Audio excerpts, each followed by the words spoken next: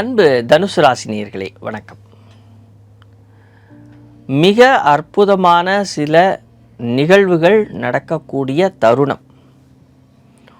உங்களுக்கு குரு பகவான் 8ஆம் இடத்தில் இருக்கிறார் என்றால் பயப்பட வேண்டிய அவசியமே இல்லை.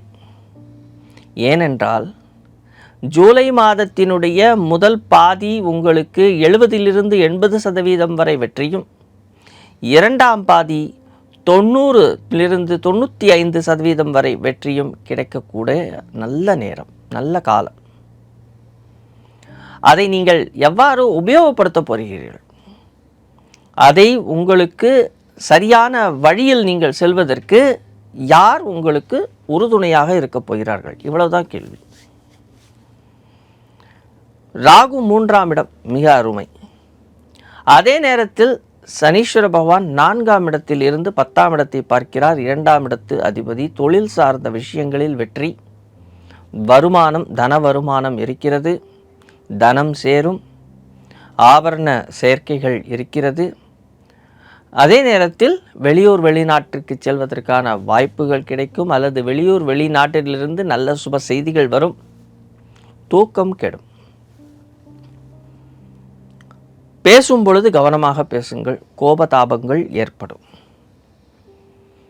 இத்தனை நாள் உங்களை பற்றிய கருத்துக்கள், 17ஆம் தேதி வரை உங்களை பற்றிய நினைவுகள் அல்லது உங்களை நீங்கள் எவ்வாறு செம்மைப்படுத்திக் கொள்ள வேண்டும் என்ற விஷயங்களை நீங்கள் அலசி ஆராய்வீர்கள். அதற்கு பிறகு உங்களுடைய குடும்பம் அல்லது உங்களுடைய வருமானம், உங்களுடைய கல்வி, இதை பற்றிய ஆலோசனைகள் அதிகமாக இருக்கும். அதற்கான ஒரு வழிகாட்டியாக சூரிய பகவான் வருவார். நல்ல படிப்பு, நல்ல புத்திசாலித்தனம் கிடைக்கும். இளநிலை படிக்கிறவங்க வரைக்கும் அருமையாக படித்து நல்ல பெயர் எடுப்பார்கள். அப்போ முதுநிலை அப்படின்னு சொல்லி வரும்பொழுது அந்த முதுநிலை படிக்கக்கூடியவர்கள் கொஞ்சம் கவனமாக படிக்க வேண்டும். மனம் அலைபாயும். மனதை அலைப்பாயாமல் இருக்க செய்வது தான் உங்கள்கிட்ட இருக்கிற முக்கியமான விஷயம். அதில் தான் அந்த 30%, இதில் ஒரு 5லிருந்து 10% இருக்கிறது. எண்ணத்தை நீங்கள் கட்டுப்படுத்தினால் வெற்றி கிடைக்கும். புதிய நபர்களிடத்தில் பேசும் பொழுது கவனம் வையுங்கள். முக்கியமாக எதிராளிகளிடத்தில் பேசும் பொழுது கவனமாக பேச வேண்டும். உங்களுடைய கம்யூனிகேஷன் மட்டும்தான் ப்ராப்ளமாக இருக்கும். அந்த கம்யூனிகேஷனை சரி பண்ணிட்டீங்கன்னா நீங்கள் வெற்றி அடைஞ்சு புதிய காதல் மலர்வதற்கான வாய்ப்புகள் இருக்கிறது. அதே நேரத்தில் சில பொய்களை சொல்வீர்கள், அதில் கொஞ்சம் மாட்டிக்கிறதுக்கான விஷயங்களும் இருக்குது. அதில் கொஞ்சம் ஜாக்கிரதையாக இருங்கள். ஒரு முக்கியமான நபரின் மூலமாக அல்லது உங்கள் குடும்பத்தில் உள்ள முக்கியமான நபரின் மூலமாக உங்களுடைய இஷ்டம் நிறைவேறும். ஆனால் சில நேரங்களில் இந்த மாதத்தில் சில நாட்களில் ஒரு போராட்டமான சூழ்நிலைகள் அமையும்.